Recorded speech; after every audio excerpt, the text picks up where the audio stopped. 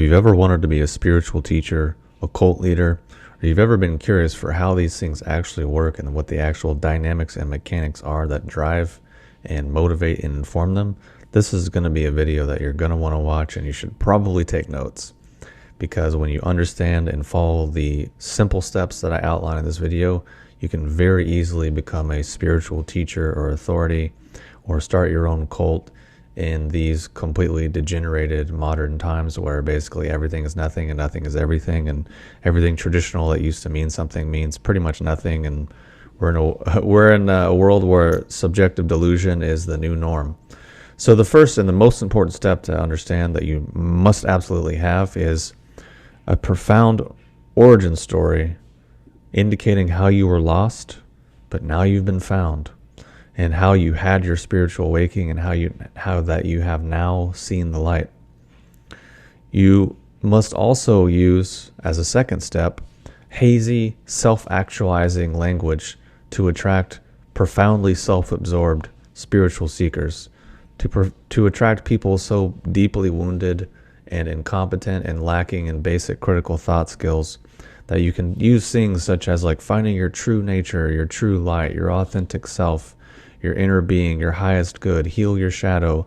Use vague terminology such as this that really don't actually mean anything to attract people who just want to go into themselves more and more deeply. And the third and really one of the most important aspects to this is to be just a bit more intelligent than your followers, than your devotees, and to make sure that you have a better understanding of language than your followers. That way you can kind of always, kind of maneuver your way around language and kind of avoid any direct questioning or any instance where you might be challenged or confronted on your ideas. And it also would help if you can pull random shit from like sciencey type stuff, and then weird esoteric spiritual stuff and religious stuff. If you can pull and cherry pick bits and pieces of random information from each of these things and present them in a stream of thought that seems related, people will believe that it's actually true, and what you're saying is somehow a universal truth because it's been pointed at by all these traditions from all these times and all these eons and all these cultures, and even modern science is validating it. And if you can say something about NASA studying it, people really love that. People really respond to that, and it's something that really resonates. So that's absolutely something you're definitely going to need. But you also need to make absolutely sure to not use any clear definitions or standards or units of measure or markers of success or understanding. And why you want to do this is because you need to make sure the concepts are vague enough for people to project their own delusion and their own emotionality into.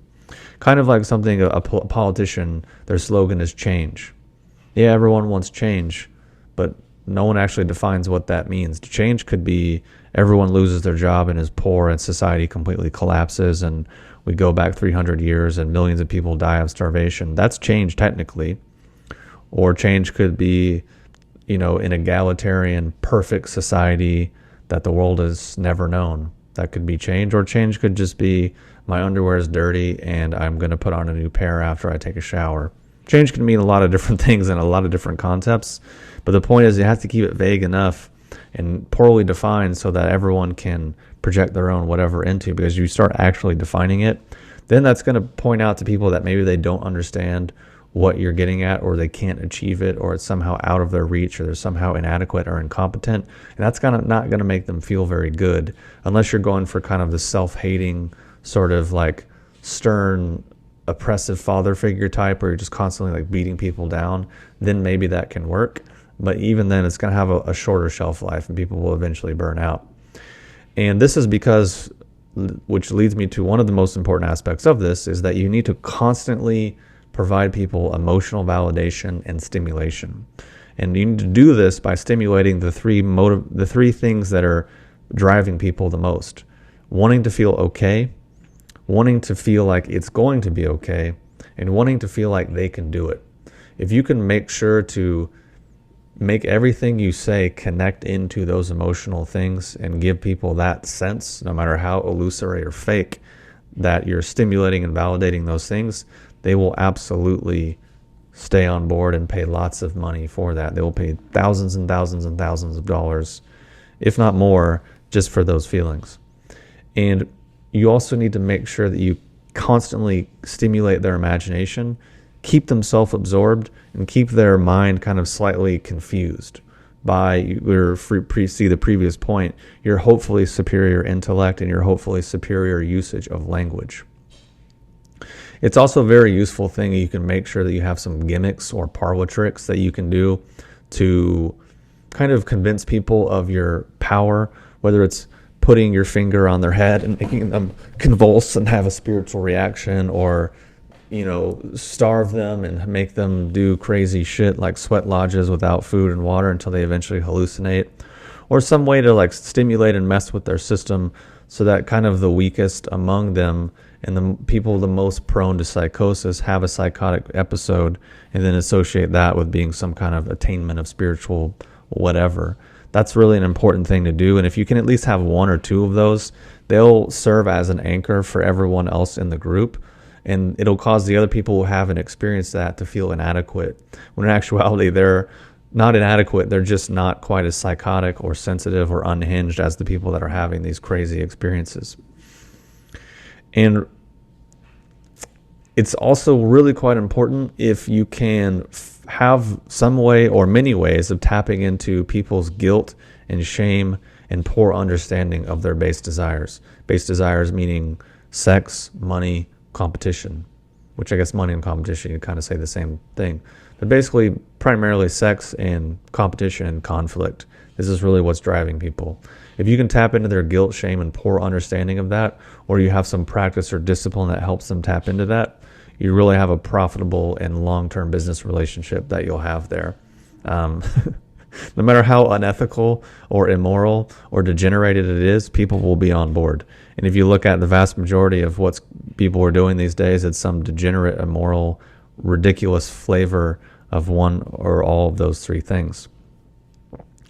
And another big piece of this, which is the last step in this process that will really kind of glue everything together and give you a solid long-term business strategy, is to generate a community that has its foundation a deep sense of us versus them, meaning like us on the inside, we've figured it out, we've seen the light, we are superior to everyone else on the outside. And what that's going to do is make people subconsciously feel a profound sense of loss whenever they think about leaving. It's also going to empower them with a profound fake sense of superiority and of seeing the light and seeing the truth. So they're going to feel better than other people, which is what a lot of people actually want, and why they actually go into situations like this, is to feel special, to feel unique, to feel different, to feel better than other people. So if you can stimulate that, you're really going to have like a solid long-term business strategy of devotees and followers that are really going to probably at an eventual point do exactly anything and everything that you say. So those are the steps, and I highly recommend watching the video again and studying, taking notes if you want to be some kind of spiritual teacher or leader or cult leader in this absolutely degenerate times, because everything I've listed is basically all that it takes in this modern era to be construed as an authority or an expert or whatever, because people are generally so out to lunch that's really all it takes. As unimpressive and mundane as that all sounds, it's genuinely all that it takes. And if we look at how and why this is true is because this is what the vast majority of people have been doing, are currently doing, and thus will continue to keep doing, especially in America, especially in modern times, especially in cultures actually across the world. They are erroneously mistaking the process of stimulating various aspects of their fight or flight response, their stress response, for being spirituality, meaning excessive mental stimulation, emotional stimulation, and stimulation of their base desires are all stress responses. Or you can go the opposite way, which is try and suppress all of those things, which is also a stress response.